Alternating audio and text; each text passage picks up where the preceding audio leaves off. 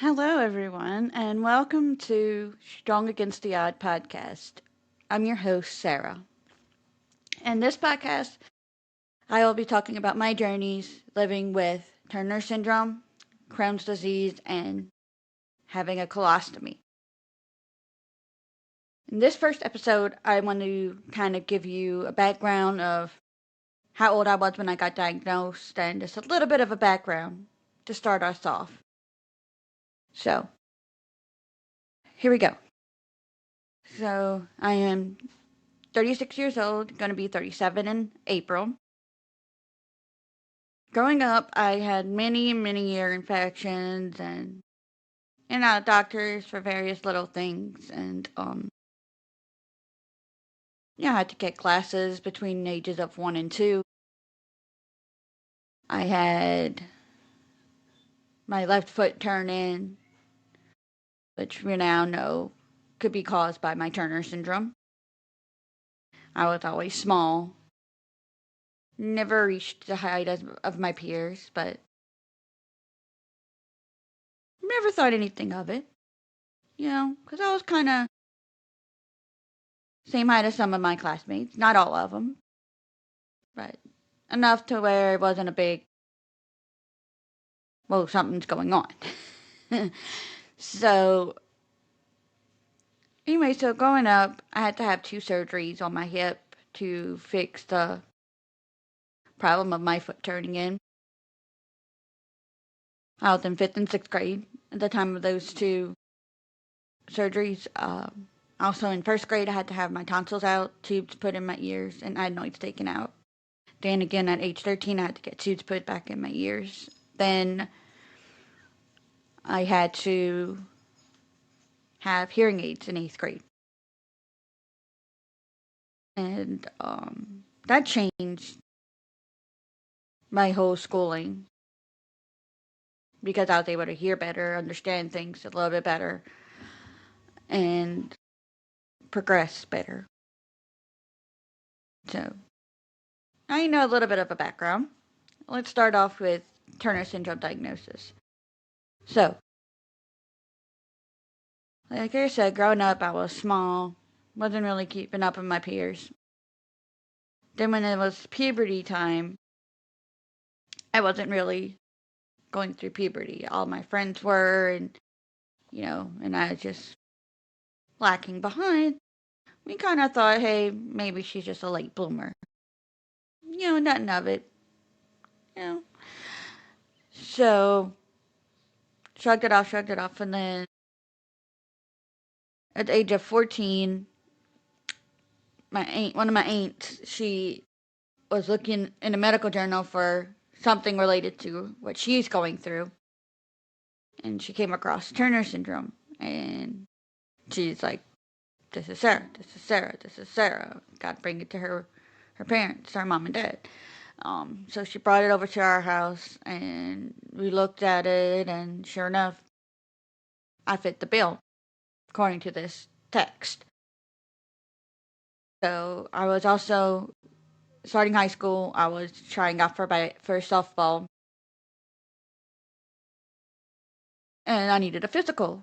So we went to a pediatrician, and the pediatrician didn't think that I had it, but she was, you know, pretty happy to refer us to an endocrinologist to get further testing and pursue it. So she didn't turn it down. She just, gave us another route to go through. So basically, before I even got the blood work, we walk into this doctor's office, and he looked at me and he immediately knew I had Turner syndrome. And so with that, I had to get blood work, lots of blood work, to confirm it. And then we went to a geneticist, and he explained everything of how it happens, and saying it was, it was just by chance. It wasn't, anybody's fault. And so I started on hormones, and I've been on hormones ever since. And I was diagnosed at the age of 14, going on 15.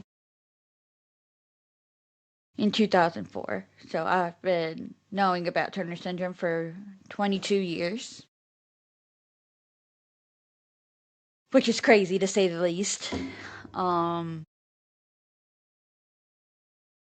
I've been pretty good about it. You know, there's some things that I struggle with sometimes, but not all the time. And I will go through those difficult things in a different episode.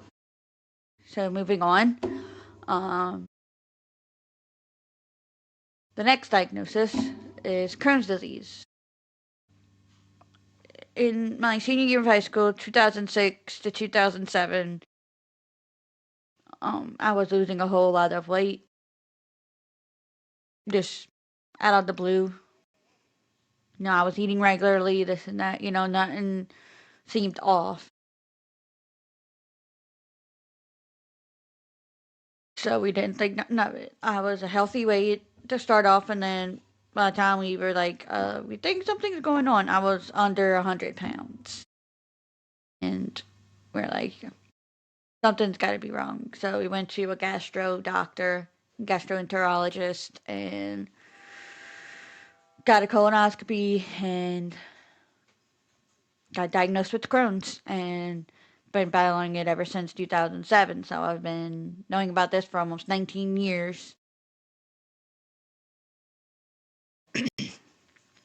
And ironically, I was diagnosed on Halloween Day, 2007. And then after my diagnosis, I was good for a while. Good for about a year, going on the medicines to help it out. And then 2009 came around, and I was in pain, and just not, something wasn't right. I was in and out of the hospital that whole year, till finally, in like August, we finally figured out it was my pancreas the whole time. That it was inflamed. I got pancreatitis that whole year. Well, half of the year. And it was really, really painful. And I was in at the hospital. Like every other week, I was going back in for about a week. Couldn't figure it out. Couldn't figure it out. And then I had this procedure done called an ERCP where they went go ultrasound my pancreas and stuff. And I woke up out of that anesthesia having seizures. So now I am not allowed to have a certain anesthetic when I have to go under for a procedure. So that sucks. But found a regimen that works for me, and it's all good. So, so with that, I've been on a few different medications since that diagnosis. But now, for the past couple of years, I've been on this one medication, Entyvio, and that's been working wonders for me. Haven't had any major problems with it. I haven't been in the hospital for any kind of pancreatitis or flare up, anything like that. So pretty pleased with that. And now not second, sabe? Last thing is at the age of 31, I had to get a colostomy. It was a pretty difficult decision, but starting in 2018, I was having these things called fistulas, which is little pockets of, how you could say, fluid and infection. And we did multiple procedures to try and heal them, and it just wasn't working. And then, of course, 2020, the pandemic, was one of my worst years ever dealing with all of that. Um, I had to spend like 3 or 4 months wearing. I'm brave for saying this because it is a little embarrassing at the time, but I was wearing adult diapers because I couldn't couldn't hold it, you could say. So with that being said, we made a decision to get me a colostomy, and best decision I've ever made. I got my life back. I didn't have to worry about going to the bathroom while we on road trips and having to stop every 2 minutes and this and that. So, so that surgery came. I had to have. It was a major surgery because I had to fix a fistula and do like a reconstruction area where it was at. And for the first couple of days after the surgery, I was doing okay. And then next thing you know,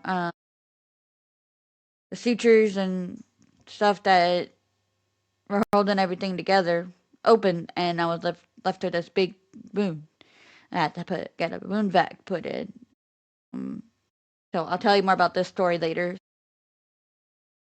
Long story short, for now, I was in the hospital for a couple months recovering because of all of that.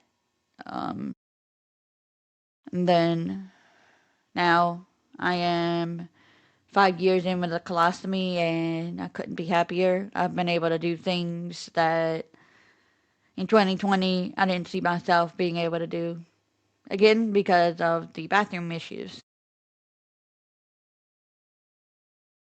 So, with that being said, I'm gonna leave this first episode here.